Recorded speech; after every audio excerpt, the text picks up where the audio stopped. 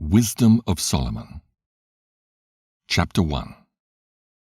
Love righteousness, ye that be judges of the earth. Think of the Lord with a good heart, and in simplicity of heart seek him. For he will be found of them that tempt him not, and showeth himself unto such as do not distrust him. For froward thoughts separate from God, and his power, when it is tried, reproveth the unwise. For unto a malicious soul wisdom shall not enter, nor dwell in the body that is subject unto sin. For the Holy Spirit of discipline will flee deceit, and remove from thoughts that are without understanding, and will not abide when unrighteousness cometh in. For wisdom is a loving spirit, and will not acquit a blasphemer of his words. For God is witness of his reins, and a true beholder of his heart, and a hearer of his tongue. For the Spirit of the Lord filleth the world, and that which containeth all things hath knowledge of the voice. Therefore he that speaketh unrighteous things cannot be hid, neither shall vengeance, when it punisheth, pass by him. For inquisition shall be made into the counsels of the ungodly, and the sound of his words shall come unto the Lord for manifestation of his wicked deeds. For the ear of jealousy heareth all things, and the noise of murmurings is not hid. Therefore beware of murmuring, which is unprofitable, and refrain your tongue from backbiting. For there is no word so secret that shall go for naught, and the mouth that belieth slayeth the soul. Seek not death in the era of your life, and pull not upon yourselves destruction with the works of your hands. For God made not death, neither hath he pleasure in the destruction of the living. For he created all things, that they might have their being, and the generations of the world were healthful, and there is no poison of destruction in them, nor the kingdom of death upon the earth. For righteousness is immortal, but ungodly men with their works and words called it to them. For when they thought to have it their friend, they consumed to naught, and made a covenant with it, because they are worthy to take part with it. Chapter 2. For the ungodly said, reasoning with themselves, but not aright, Our life is short and tedious, and in the death of a man there is no remedy, neither was there any man known to have returned from the grave. For we are born at all adventure, and we shall be hereafter as though we had never been. For the breath of our nostrils is as smoke, and a little spark in the moving of our heart, which, being extinguished, our body shall be turned into ashes, and our spirit shall vanish as the soft air, and our name shall be forgotten in time, and no man shall have our works in remembrance, and our life shall pass away as the trace of a cloud, and shall be dispersed as a mist that is driven away with the beams of the sun, and overcome with the heat thereof. For our time is a very shadow that passeth away, and after our end there is no returning, for it is fast sealed, so that no man cometh again. Come on, therefore, let us enjoy the good things that are present, and let us speedily use the creatures like as in youth. Let us fill ourselves with costly wine and ointments, and let no flower of the spring pass by us. Let us crown ourselves with rosebuds before they be withered. Let none of us go without his part of our voluptuousness. Let us leave tokens of our joyfulness in every place, for this is our portion, and our lot is this. Let us oppress the poor righteous man. Let us not spare the widow, nor reverence the ancient grey hairs of the aged. Let our strength be the law of justice, for that which is feeble is found to be nothing worth. Therefore let us lie in wait for the righteous, because he is not for our turn, and he is clean contrary to our doings. He upbraideth us with our offending the law, and objecteth to our infamy the transgressings of our education. He professeth to have the knowledge of God, and he calleth himself the child of the Lord. He was made to reprove our thoughts, he is grievous unto us even to behold, for his life is not like other men's. His ways are of another fashion. We are esteemed of him as counterfeits. He abstaineth from our ways as from filthiness. He pronounceth the end of the just to be blessed, and maketh his boast that God is his Father. Let us see if his words be true, and let us prove what shall happen in the end of him. For if the just man be the Son of God, he will help him, and deliver him from the hand of his enemies. Let us examine him with despitefulness and torture, that we may know his meekness, and prove his patience. Let us condemn him with a shameful death, for by his own saying he shall be respected. Such things they did imagine, and were deceived, for their own wickedness hath blinded them. As for the mysteries of God, they knew them not, neither hoped they for the wages of righteousness, nor discerned a reward for blameless souls. For God created man to be immortal, and made him to be an image of his own eternity. Nevertheless, through envy of the devil came death into the world, and they that do hold of his side do find it. Chapter 3. But the souls of the righteous are in the hand of God, and there shall no torment touch them. In the sight of the unwise they seemed to die, and their departure is taken for misery, and their going from us to be utter destruction. But they are in peace. For though they be punished in the sight of men, yet is their hope full of immortality. And having been a little chastised, they shall be greatly rewarded. For God proved them, and found them worthy for himself. As gold in the furnace hath he tried them, and received them as a burnt offering. And in the time of their visitation they shall shine, and run to and fro like sparks among the stubble. They shall judge the nations, and have dominion over the people, and their Lord shall reign forever. They that put their trust in him shall understand the truth, and such as be faithful in love shall abide with him. For grace and mercy is to his saints, and he hath care for his elect. But the ungodly shall be punished according to their own imaginations, which have neglected the righteous and forsaken the Lord. For whoso despiseth wisdom and nurture, he is miserable, and their hope is vain, their labors unfruitful, and their works unprofitable. Their wives are foolish, and their children wicked. Their offspring is cursed. Wherefore, blessed is the barren that is undefiled, which hath not known the sinful bed. She shall have fruit in the visitation of souls.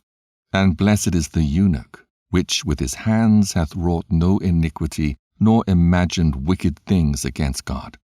For unto him shall be given the special gift of faith, and an inheritance in the temple of the Lord, more acceptable to his mind.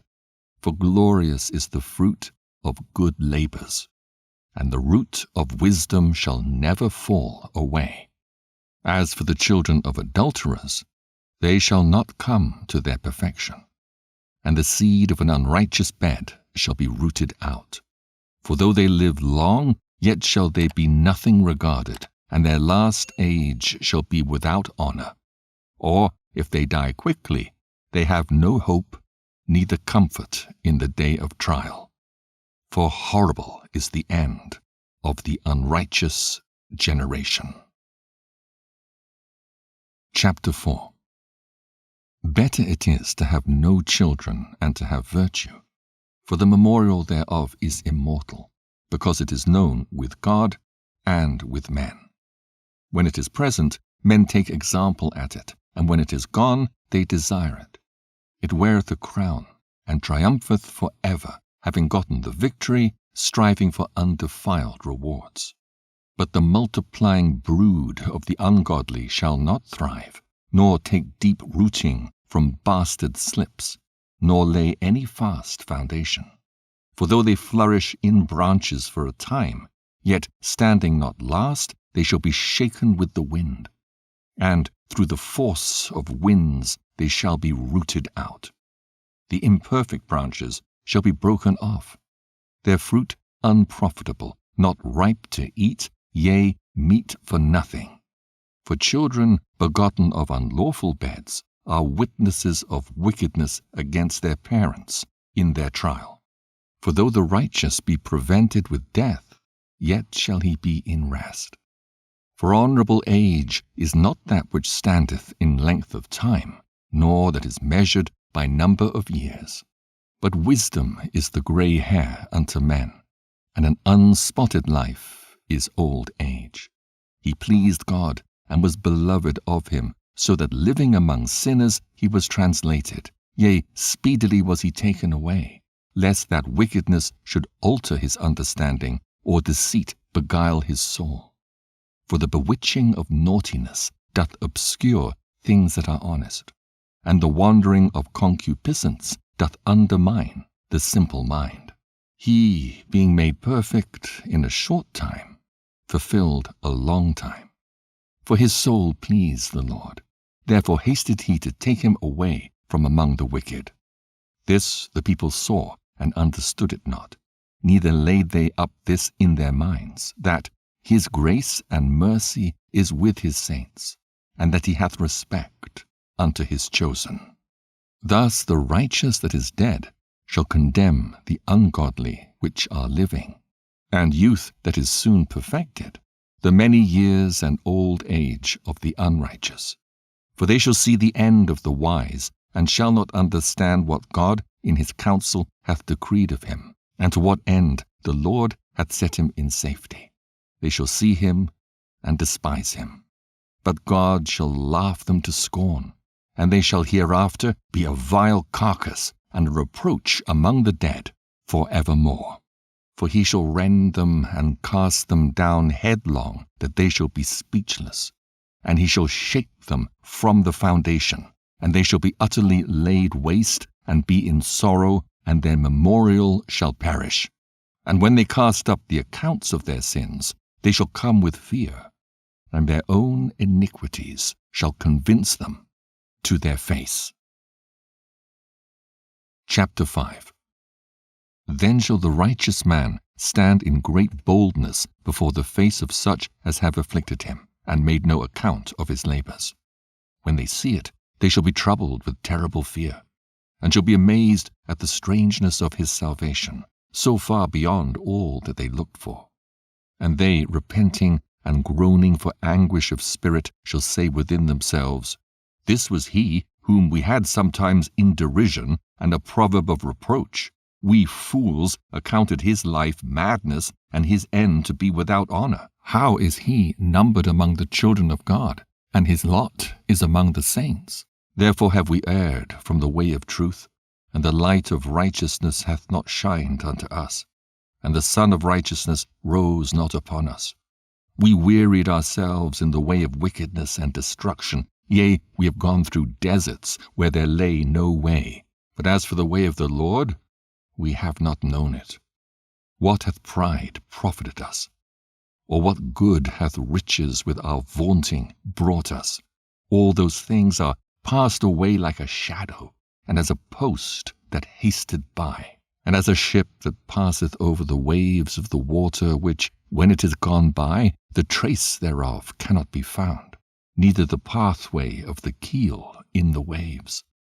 Or as when a bird hath flown through the air, there's no token of her way to be found, but the light air, being beaten with the stroke of her wings, and parted with the violent noise and motion of them, is passed through, and therein afterwards no sign where she went is to be found. Or like as when an arrow is shot at a mark, it parteth the air, which immediately cometh together again, so that a man cannot know where it went through. Even so we, in like manner, as soon as we were born, began to draw to our end, and had no sign of virtue to show, but were consumed in our own wickedness. For the hope of the ungodly is like dust that is blown away with the wind, like a thin froth that is driven away with the storm, like as the smoke which is dispersed here and there with a tempest, and passeth away as the remembrance of a guest that tarrieth but a day.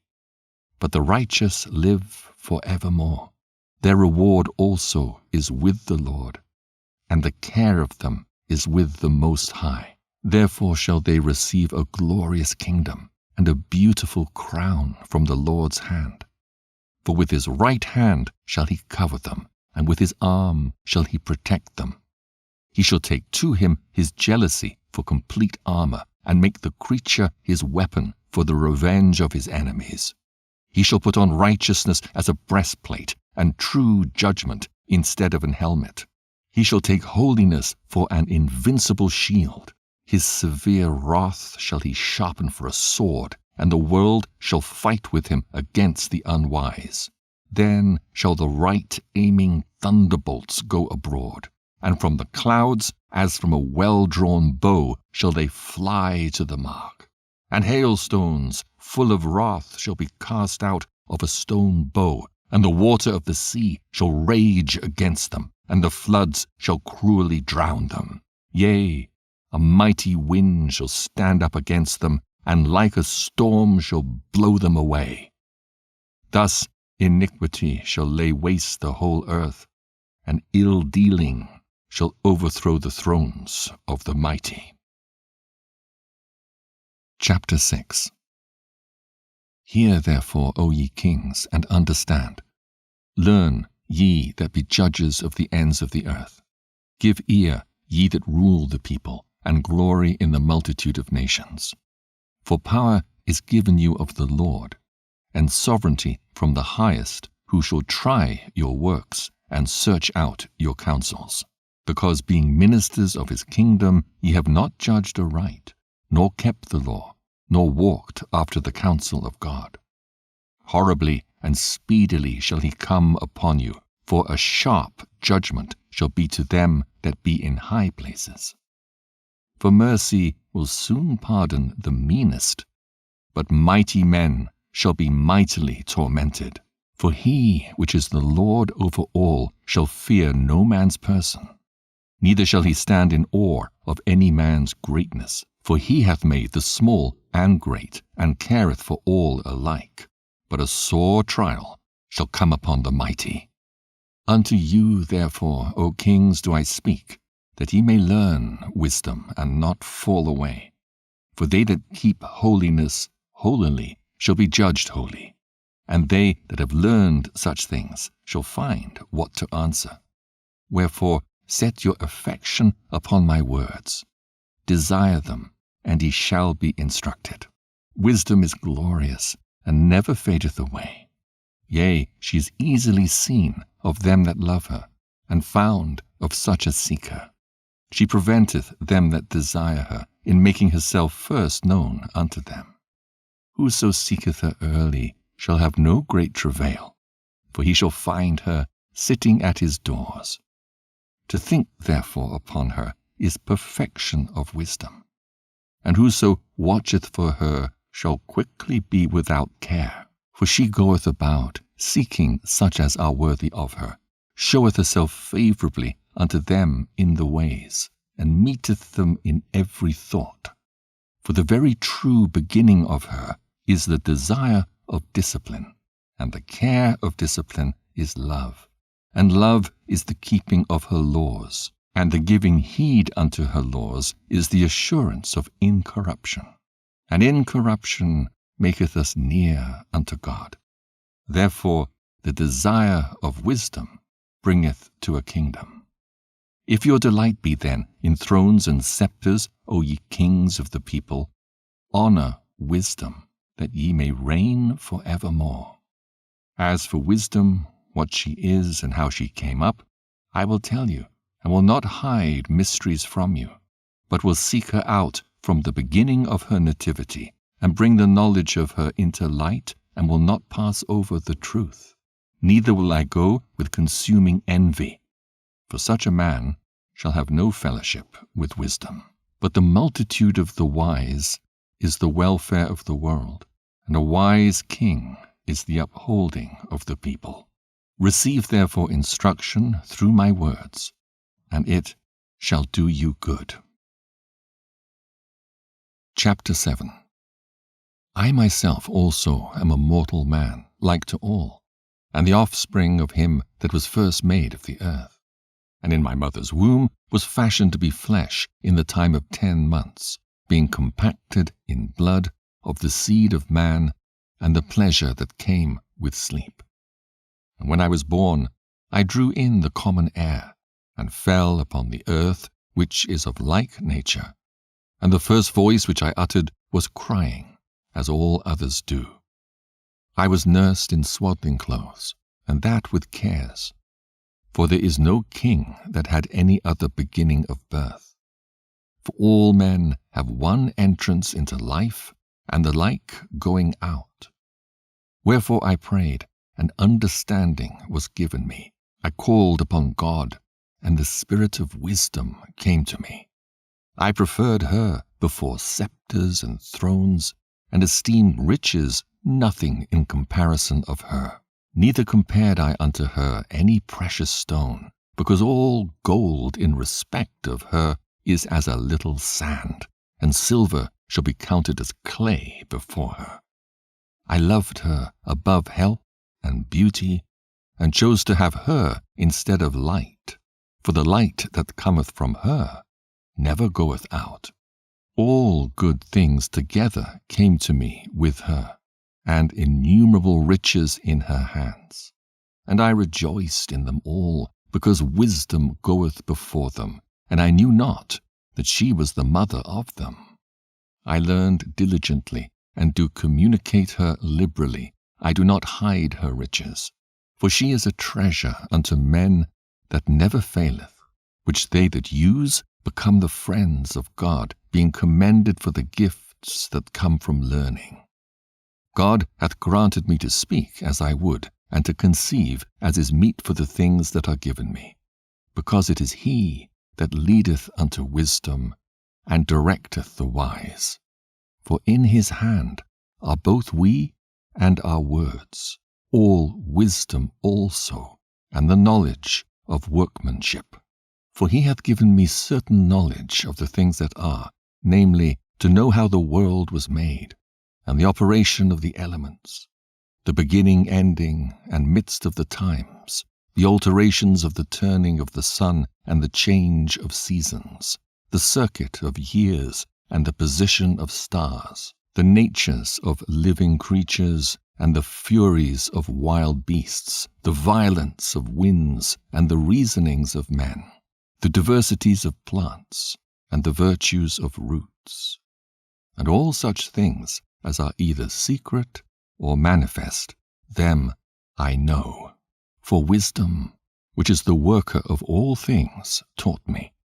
For in her is an understanding spirit, holy, one only, manifold, subtle, lively, clear, undefiled, plain, not subject to hurt, loving the thing that is good, quick, which cannot be letted, ready to do good, kind to man, steadfast, sure, free from care, having all power, overseeing all things, and going through all understanding, pure, and most subtle spirits.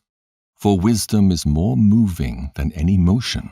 She passeth and goeth through all things by reason of her pureness. For she is the breath of the power of God, and a pure influence flowing from the glory of the Almighty. Therefore can no defiled thing fall into her, for she is the brightness of the everlasting light, the unspotted mirror of the power of God, and the image of his goodness. And being but one, she can do all things, and remaining in herself, she maketh all things new, and in all ages, entering into holy souls, she makes them friends of God and prophets. For God loveth none but him that dwelleth with wisdom. For she is more beautiful than the sun, and above all the order of stars, being compared with the light, she is found before it. For after this cometh night, but vice shall not prevail against wisdom. Chapter 8.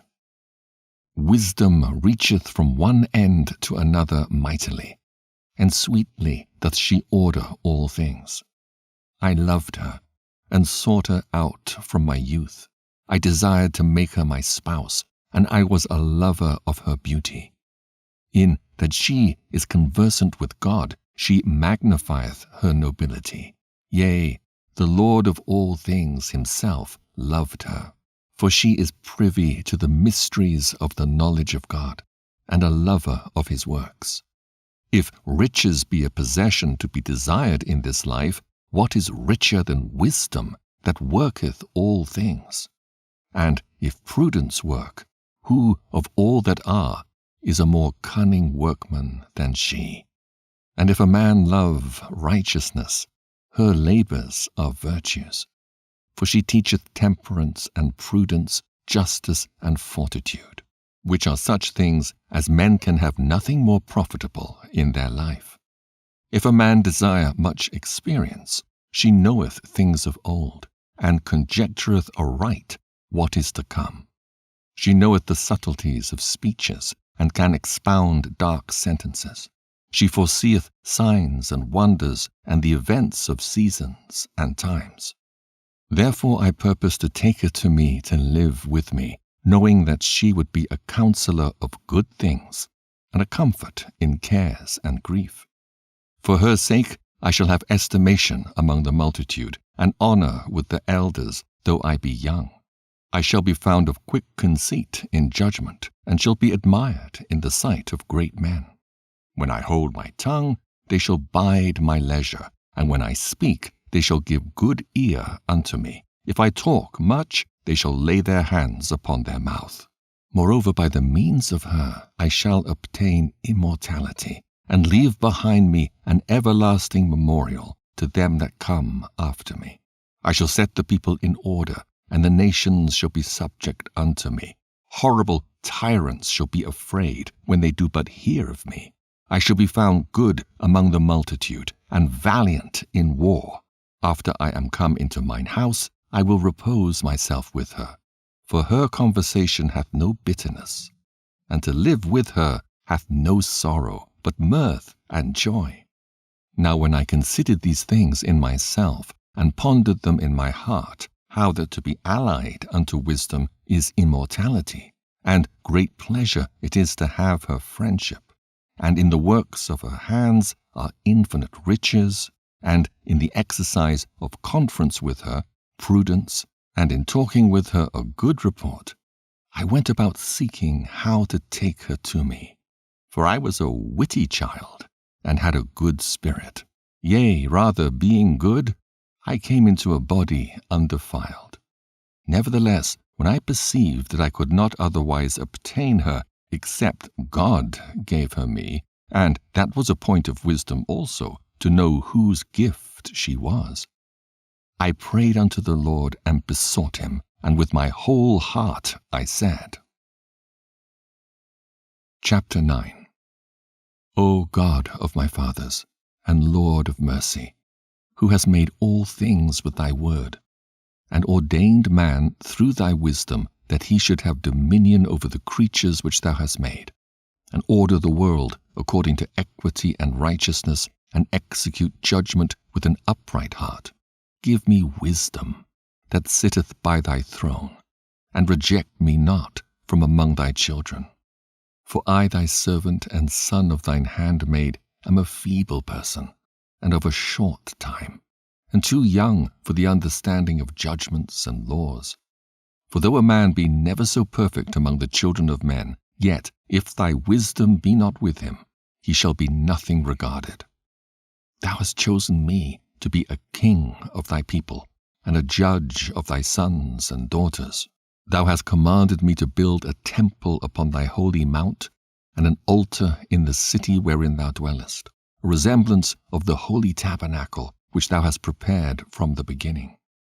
And wisdom was with thee, which knoweth thy works, and was present when thou madest the world, and knew what was acceptable in thy sight, and right in thy commandments. O send her out of thy holy heavens, and from the throne of thy glory, that being present she may labor with me, that I may know what is pleasing unto thee. For she knoweth and understandeth all things, and she shall lead me soberly in my doings, and preserve me in her power. So shall my works be acceptable, and then shall I judge thy people righteously, and be worthy to sit in my Father's seat. For what man is he that can know the counsel of God? Or who can think what the will of the Lord is? For the thoughts of mortal men are miserable, and our devices are but uncertain. For the corruptible body presseth down the soul, and the earthly tabernacle weigheth down the mind, that museth upon many things. And hardly do we guess aright at the things that are upon earth, and with labor do we find the things that are before us. But the things that are in heaven, who hath searched out? And thy counsel who hath known, except thou give wisdom, and send thy Holy Spirit from above? For so the ways of them which lived on the earth were reformed, and men were taught the things that are pleasing unto thee, and were saved through wisdom. Chapter 10. She preserved the first-formed Father of the world, that was created alone, and brought him out of his fall, and gave him power to rule all things. But when the unrighteous went away from her in his anger, he perished also in the fury wherewith he murdered his brother. For whose cause, the earth being drowned with the flood, wisdom again preserved it, and directed the course of the righteous in a piece of wood of small value. Moreover, the nations in their wicked conspiracy being confounded, she found out the righteous, and preserved him blameless unto God, and kept him strong against his tender compassion toward his Son. When the ungodly perished, she delivered the righteous man, who fled from the fire which fell down upon the 5 cities, of whose wickedness even to this day the waste land that smoketh is a testimony, and plants bearing fruit that never come to ripeness, and a standing pillar of salt is a monument of an unbelieving soul. For regarding not wisdom, they gat not only this hurt, that they knew not the things which were good, but also left behind them to the world a memorial of their foolishness, so that in the things wherein they offended they could not so much as be hid. But wisdom delivered from pain those that attended upon her. When the righteous fled from his brother's wrath, she guided him in the right paths, showed him the kingdom of God, and gave him knowledge of holy things, made him rich in his travels, and multiplied the fruit of his labors. In the covetousness of such as oppressed him, she stood by him and made him rich. She defended him from his enemies, and kept him safe from those that lay in wait. And in a sore conflict she gave him the victory, that he might know that goodness is stronger than all. When the righteous was sold, she forsook him not, but delivered him from sin. She went down with him into the pit, and left him not in bonds, till she brought him the scepter of the kingdom, and power against those that oppressed him. As for them that had accused him, she showed them to be liars, and gave him perpetual glory. She delivered the righteous people and blameless seed from the nation that oppressed them. She entered into the soul of the servant of the Lord, and withstood dreadful kings in wonders and signs, rendered to the righteous a reward of their labors, guided them in a marvelous way, and was unto them for a cover by day and a light of stars in the night season. Brought them through the Red Sea, and led them through much water, but she drowned their enemies and cast them up out of the bottom of the deep. Therefore the righteous spoiled the ungodly, and praised thy holy name, O Lord, and magnified with one accord thine hand that fought for them. For wisdom opened the mouth of the dumb, and made the tongues of them that cannot speak eloquent. Chapter 11. She prospered their works in the hand of the holy prophet. They went through the wilderness that was not inhabited, and pitched tents in places where there lay no way. They stood against their enemies and were avenged of their adversaries. When they were thirsty, they called upon thee, and water was given them out of the flinty rock, and their thirst was quenched out of the hard stone. For by what things their enemies were punished, by the same they, in their need, were benefited. For instead of a perpetual running river troubled with foul blood, for a manifest reproof of that commandment whereby the infants were slain, thou gavest unto them abundance of water, by a means which they hoped not for, declaring by that thirst then how thou hadst punished their adversaries. For when they were tried, albeit but in mercy chastised, they knew how the ungodly were judged in wrath and tormented, thirsting in another manner than the just. For these thou didst admonish and try as a father, but the other, as a severe king, thou didst condemn and punish. Whether they were absent or present, they were vexed alike. For a double grief came upon them, and a groaning for the remembrance of things past. For when they heard by their own punishments the other to be benefited, they had some feeling of the Lord, for whom they respected with scorn, when he was long before thrown out at the casting forth of the infants, him in the end, when they saw what came to pass, they admired. But for the foolish devices of their wickedness, whereby being deceived they worship serpents, void of reason, and vile beasts, thou didst send a multitude of unreasonable beasts upon them for vengeance, that they might know that wherewithal a man sinneth, by the same also shall he be punished. For thy almighty hand, that made the world of matter without form, wanted not means to send among them a multitude of bears, or fierce lions, or unknown wild beasts, full of rage, newly created, breathing out either a fiery vapor, or filthy scents of scattered smoke, or shooting horrible sparkles out of their eyes, wherewith not only the harm might dispatch them at once, but also the terrible sight utterly destroy them. Yea, and without these might they have fallen down with one blast, being persecuted of vengeance, and scattered abroad through the breath of thy power. But thou hast ordered all things in measure, and number, and weight. For thou canst show thy great strength at all times when thou wilt.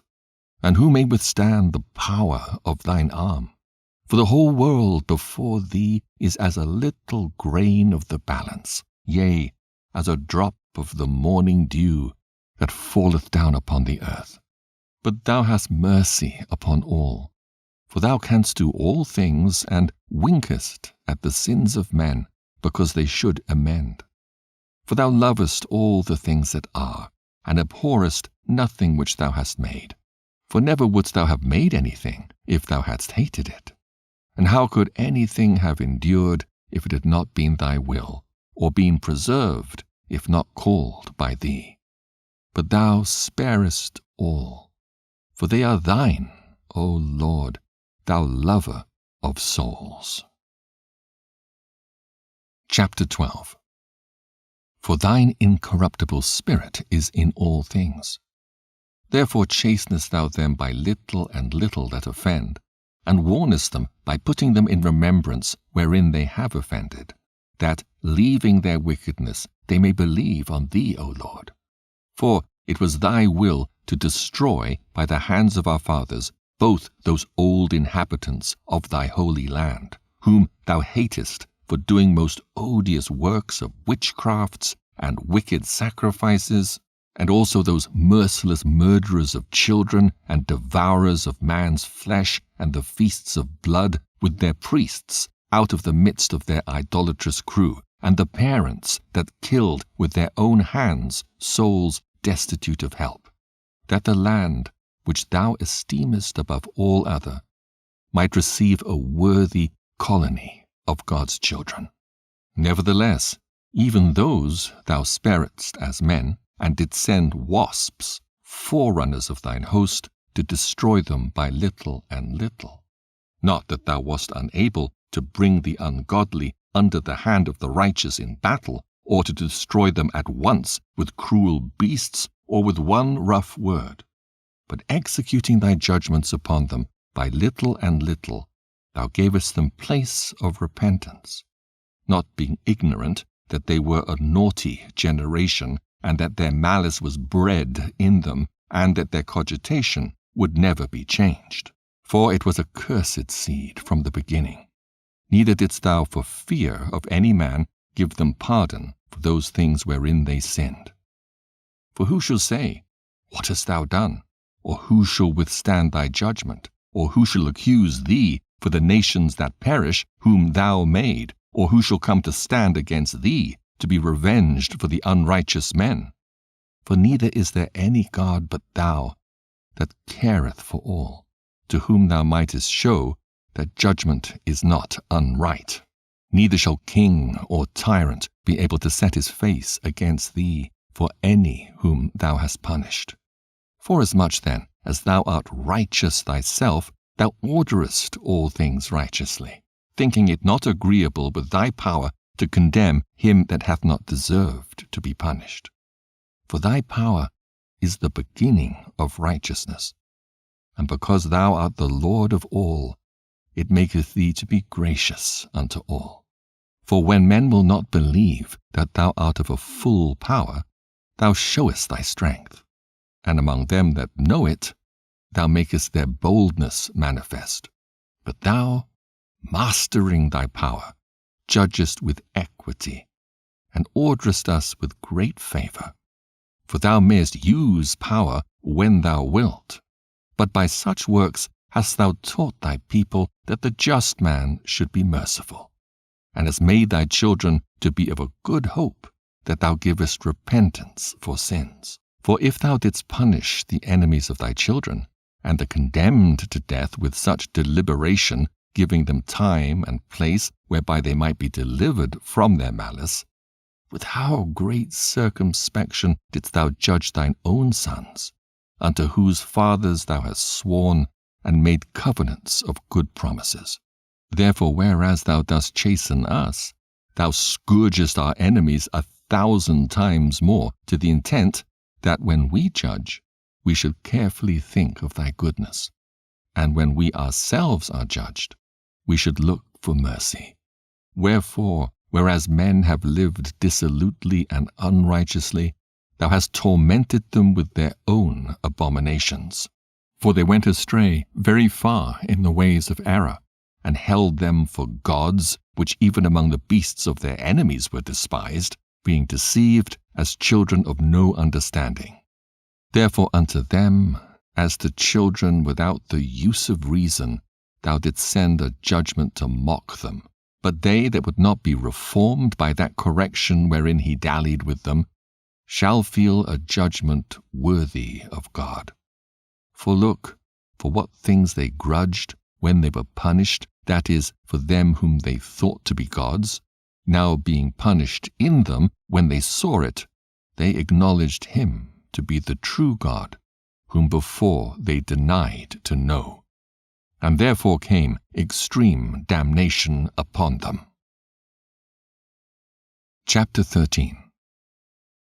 Surely vain are all men by nature who are ignorant of God, and could not out of the good things that are seen know him that is. Neither by considering the works did they acknowledge the work-master, but deemed either fire or wind or the swift air or the circle of the stars or the violent water or the lights of heaven to be the gods which govern the world, with whose beauty, if they being delighted took them to be gods, let them know how much better the Lord of them is. For the first author of beauty hath created them.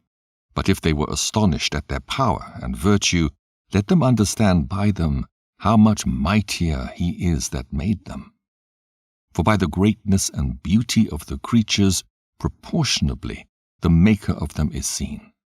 But yet for this they are the less to be blamed, for they peradventure err, seeking God, and desirous to find him.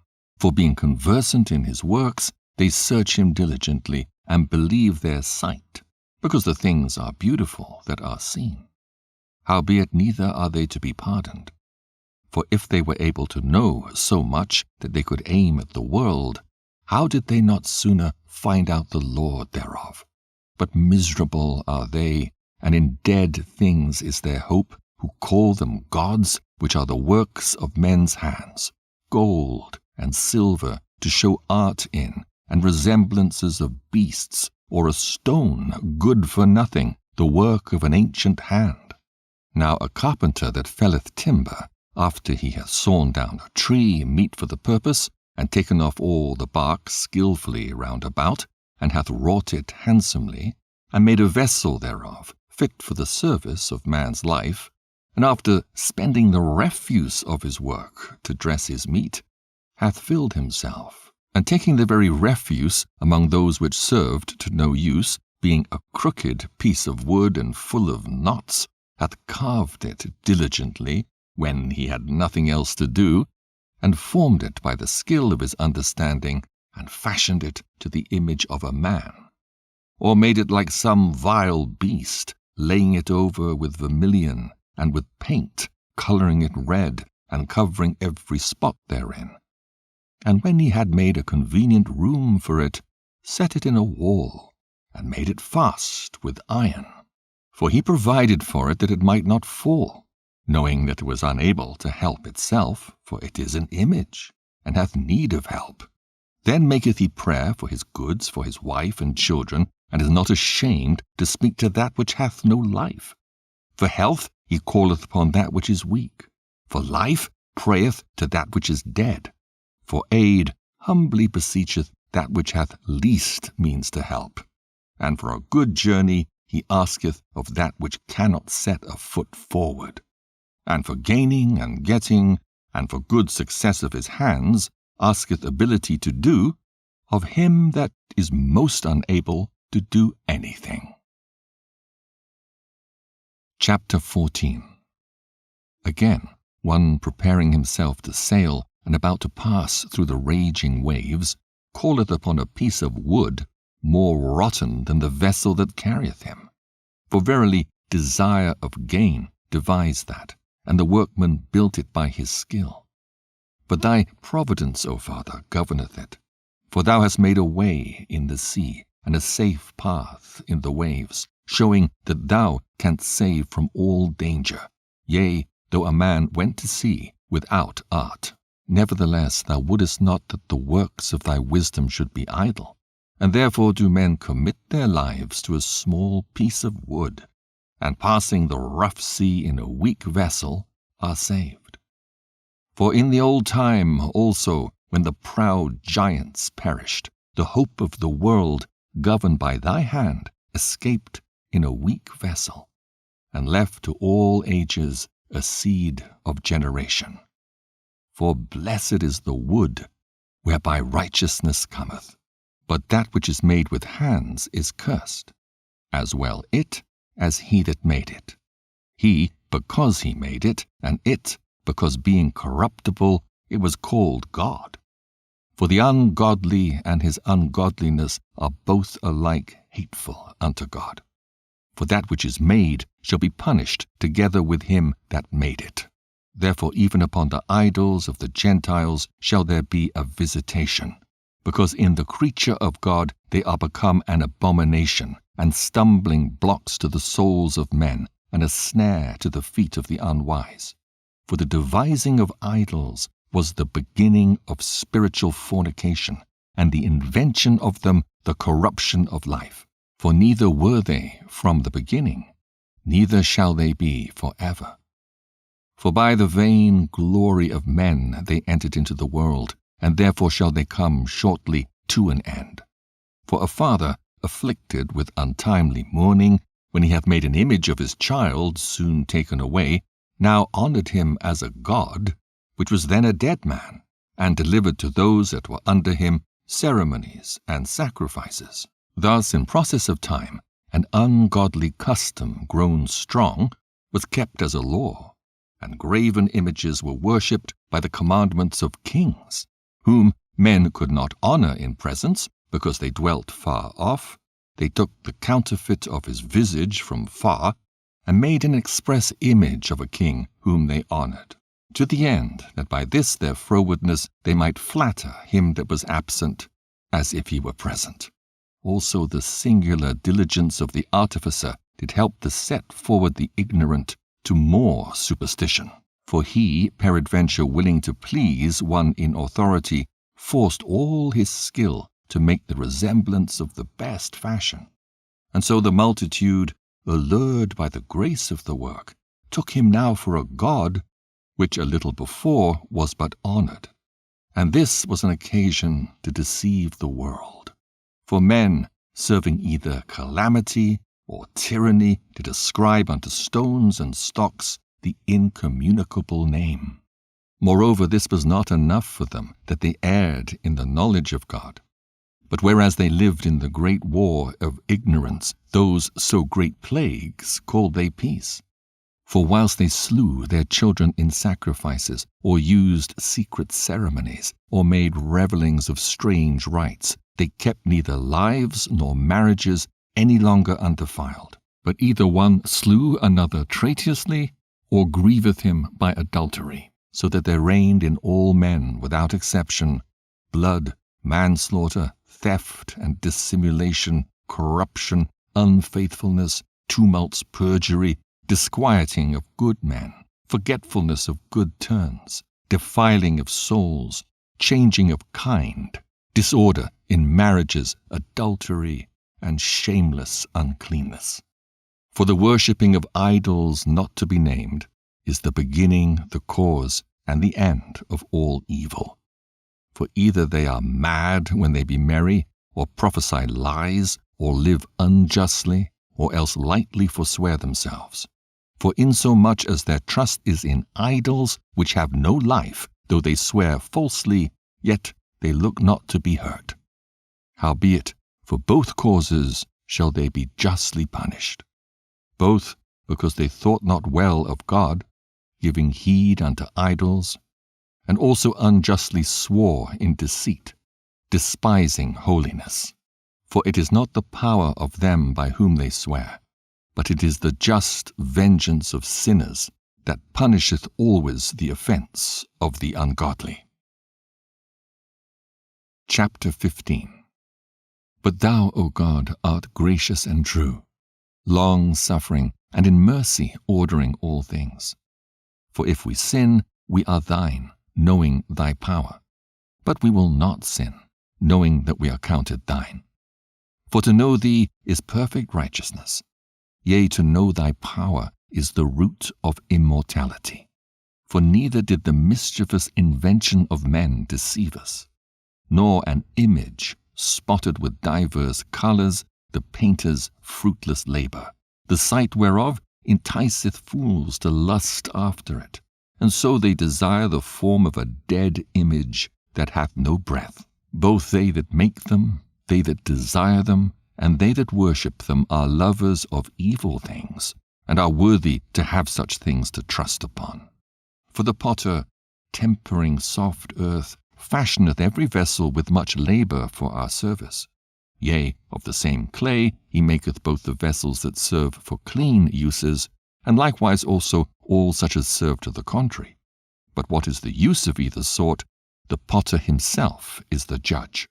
And employing his labours lewdly, he maketh a vain god of the same clay, even he which a little before was made of earth himself, and within a little while after returneth to the same, when his life which was lent him shall be demanded. Notwithstanding his care is, not that he shall have much labour, nor that his life is short, but striveth to excel goldsmiths and silversmiths, and endeavoureth to do like the workers in brass, and counteth it his glory to make counterfeit things. His heart is ashes, his hope is more vile than earth, and his life is of less value than clay, forasmuch as he knew not his Maker, and him that inspired into him an active soul and breathed in a living spirit. For they counted our life a pastime, and our time here a market for gain. For, say they, we must be getting every way, though it be by evil means. For this man that of earthly matter maketh brittle vessels and graven images knoweth himself to offend above all others. And all the enemies of thy people that hold them in subjection are most foolish and are more miserable than very babes. For they counted all the idols of the heathen to be gods, which neither have the use of eyes to see, nor noses to draw breath, nor ears to hear, nor fingers of hands to handle. And as for their feet, they are slow to go. For man made them. And he that borrowed his own spirit fashioned them. But no man can make a god like unto himself. For being mortal, he worketh a dead thing with wicked hands. For he himself is better than the things which he worshippeth, whereas he lived once, but they never. Yea, they worship those beasts also that are most hateful, for being compared together, some are worse than others. Neither are they beautiful, so much as to be desired in respect of beasts. But they went without the praise of God and his blessing. Chapter 16. Therefore by the like were they punished worthily, and by the multitude of beasts tormented. Instead of which punishment, dealing graciously with thine own people, thou preparedst for them a meat of a strange taste, even quails to stir up their appetite, to the end that they, desiring food, might for the ugly sight of the beasts sent among them loathe even that which they must needs desire. But these, suffering penury for a short space, might be partakers of a strange taste. For it was requisite that upon them exercising tyranny should come penury, which they could not avoid. But to these it should only be showed how their enemies were tormented. For when the horrible fierceness of beasts came upon these, and they perished with the stings of crooked serpents, thy wrath endured not for ever. But they were troubled for a small season, that they might be admonished, having a sign of salvation, to put them in remembrance of the commandment of thy law. For he that turned himself toward it was not saved by the thing that he saw, but by thee that art the Saviour of all. And in this thou madest thine enemies confess that it is thou who deliveredst from all evil. For them the bitings of grasshoppers and flies killed, neither was there found any remedy for their life, for they were worthy to be punished by such. But thy sons not the very teeth of venomous dragons overcame, for thy mercy was ever by them and healed them. For they were pricked that they should remember thy words, and were quickly saved, that, not falling into deep forgetfulness, they might be continually mindful of thy goodness. For it was neither herb nor mollifying plaister that restored them to health, but thy word, O Lord, which healeth all things. For thou hast the power of life and death. Thou leadest to the gates of hell, and bringest up again. A man indeed killeth through his malice, and the spirit, when it is gone forth, returneth not. Neither the soul received up cometh again.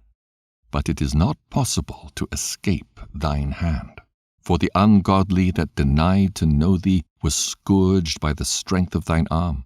With strange rains, hails, and showers were they persecuted, that they could not avoid, and through fire were they consumed. For, which is most to be wondered at, the fire had more force in the water that quencheth all things. For the world fighteth for the righteous. For some time the flame was mitigated, that it might not burn up the beasts that were sent against the ungodly, but themselves might see and perceived that they were persecuted with the judgment of God. And at another time it burneth even in the midst of water above the power of fire, that it might destroy the fruits of an unjust land. Instead whereof thou feddest thine own people with angels' food, and didst send them from heaven bread prepared without their labor, able to content every man's delight, and agreeing to every taste. For thy sustenance declared thy sweetness unto thy children, and serving to the appetite of the eater, tempered itself to every man's liking.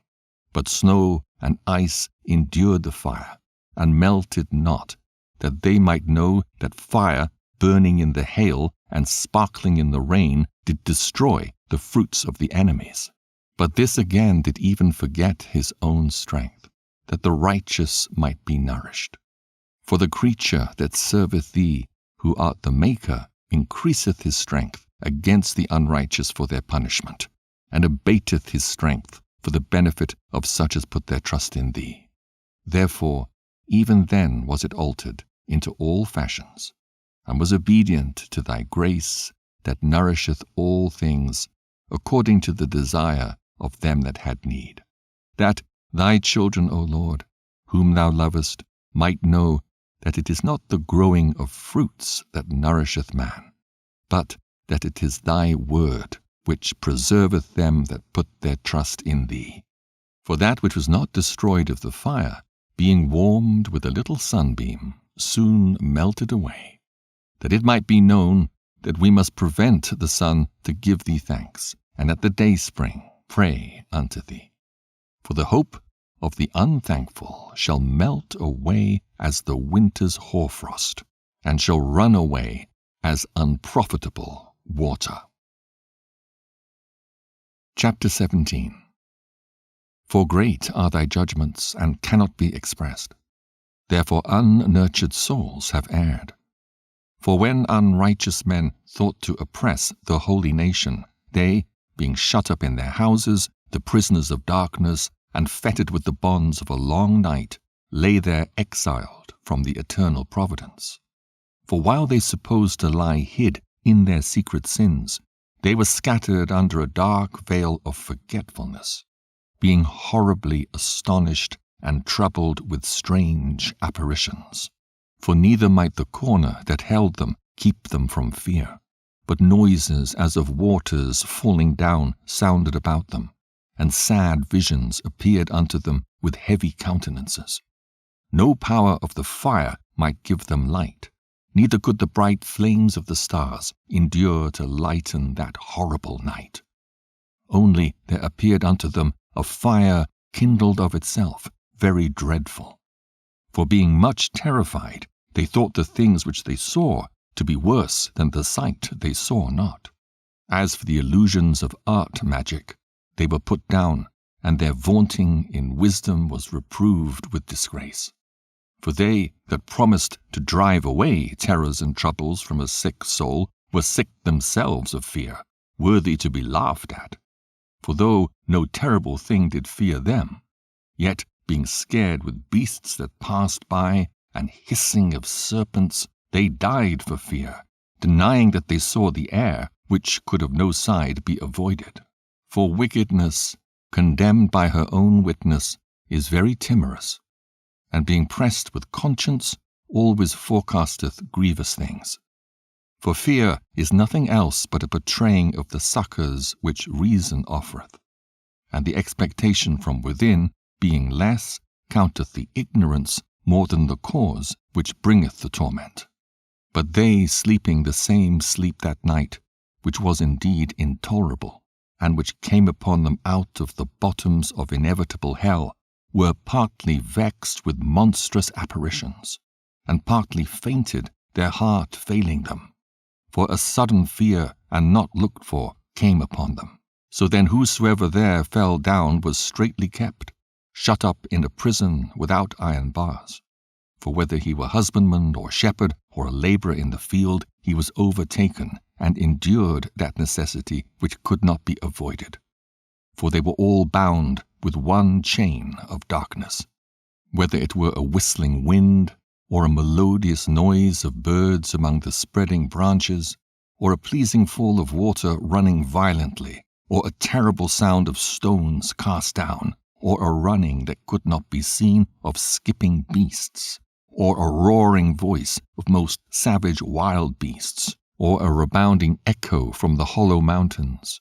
These things made them to swoon for fear. For the whole world shined with clear light, and none were hindered in their labour. Over them only was spread an heavy night, an image of that darkness which should afterward receive them.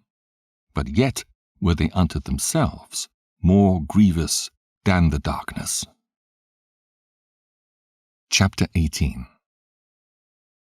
Nevertheless thy saints had a very great light, whose voice they hearing and not seeing their shape, because they also had not suffered the same things, they counted them happy. But for that they did not hurt them now, of whom they had been wronged before, they thanked them and besought them pardon for that they had been enemies. Instead whereof thou gavest them a burning pillar of fire, both to be a guide of the unknown journey, and an harmless sun to entertain them honorably. For they were worthy to be deprived of light, and imprisoned in darkness, who had kept thy sons shut up, by whom the uncorrupt light of the law was to be given unto the world. And when they had determined to slay the babes of the saints, one child being cast forth and saved to reprove them, thou tookest away the multitude of their children, and destroyest them all together in a mighty water. Of that night were our fathers certified afore, that assuredly knowing unto what oaths they had given credence, they might afterwards be of good cheer. So of thy people was accepted both the salvation of the righteous and destruction of the enemies. For wherewith thou didst punish our adversaries, by the same thou didst glorify us, whom thou hadst called. For the righteous children of good men did sacrifice secretly, and with one consent made a holy law, that the saints should be like partakers of the same good and evil, the fathers now singing out the songs of praise. But on the other side there sounded an ill-according cry of the enemies, and a lamentable noise was carried abroad for children that were bewailed. The master and the servant were punished after one manner, and like as the king, so suffered the common person. So they all together had innumerable dead with one kind of death, neither were the living sufficient to bury them, for in one moment the noblest offspring of them was destroyed. For whereas they would not believe anything by reason of the enchantments, upon the destruction of the firstborn, they acknowledged this people to be the sons of God. For while all things were in quiet silence, and that night was in the midst of her swift course, thine almighty word leaped down from heaven out of thy royal throne as a fierce man of war into the midst of a land of destruction, and brought thine unfeigned commandment as a sharp sword, and standing up filled all things with death. And it touched the heaven, but it stood upon the earth. Then suddenly visions of horrible dreams troubled them sore, and terrors came upon them unlooked for. And one thrown here and another there, half dead, showed the cause of his death. For the dreams that troubled them did foreshow this, lest they should perish and not know why they were afflicted. Yea, the tasting of death touched the righteous also, and there was a destruction of the multitude in the wilderness. But the wrath endured not long. For then the blameless man made haste, and stood forth to defend them, and bringing the shield of his proper ministry, even prayer, and the propitiation of incense, set himself against the wrath, and so brought the calamity to an end, declaring that he was thy servant. So he overcame the destroyer, not with strength of body nor force of arms, but with a word subdued him that punished, alleging the oaths and covenants made with the fathers. For when the dead were now fallen down by heaps, one upon another, standing between, he stayed the wrath, and parted the way to the living. For in the long garment was the whole world, and in the 4 rows of the stones was the glory of the fathers graven, and thy majesty upon the diadem of his head. Unto these the destroyer gave place, and was afraid of them. For it was enough that they only tasted of the wrath. Chapter 19.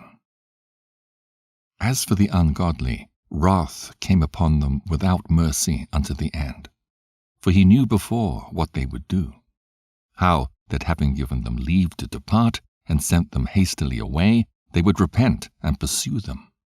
For whilst they were yet mourning and making lamentation at the graves of the dead, they added another foolish device and pursued them as fugitives whom they had entreated to be gone. For the destiny whereof they were worthy drew them unto this end, and made them forget the things that had already happened, that they might fulfill the punishment which was wanting to their torments, and that thy people might pass a wonderful way, but they might find a strange death. For the whole creature in his proper kind was fashioned again anew, serving the peculiar commandments that were given unto them, that thy children might be kept without hurt, as, namely, a cloud overshadowing the camp, and where water stood before, dry land appeared, and out of the Red Sea a way without impediment, and out of the violent stream a green field, wherethrough all the people went that were defended with thy hand, seeing thy marvellous strange wonders. For they went at large like horses, and leaped like lambs, praising thee, O Lord, who hadst delivered them. For they were yet mindful of the things that were done while they sojourned in the strange land, how the ground brought forth flies instead of cattle, and how the river cast up a multitude of frogs instead of fishes. But afterwards they saw a new generation of fowls, when, being led with their appetite, they asked delicate meats. For quails came up unto them from the sea for their contentment, and punishments came upon the sinners, not without former signs, by the force of thunders. For they suffered justly according to their own wickedness, insomuch as they used a more hard and hateful behavior towards strangers. For the Sodomites did not receive those whom they knew not when they came, but these brought friends into bondage that had well deserved of them. And not only so, but peradventure some respect shall be had of those, because they used strangers not friendly. But these very grievously afflicted them, whom they had received with feastings, and were already made partakers of the same laws with them. Therefore even with blindness were these stricken, as those were at the doors of the righteous man, when, being compassed about with horrible great darkness, every one sought the passage of his own doors. For the elements were changed in themselves by a kind of harmony, like as in a psaltery notes change the name of the tune, and yet are always sounds, which may well be perceived by the sight of the things that have been done. For earthly things were turned into watery, and the things that before swam in the water now went upon the ground. The fire had power in the water, forgetting his own virtue, and the water forgat his own quenching nature. On the other side, the flames wasted not the flesh of the corruptible living things, though they walked therein. Neither melted they the icy kind of heavenly meat that was of nature apt to melt. For in all things, O Lord, thou didst magnify thy people, and glorify them. Neither didst thou lightly regard them, but didst assist them in every time and place.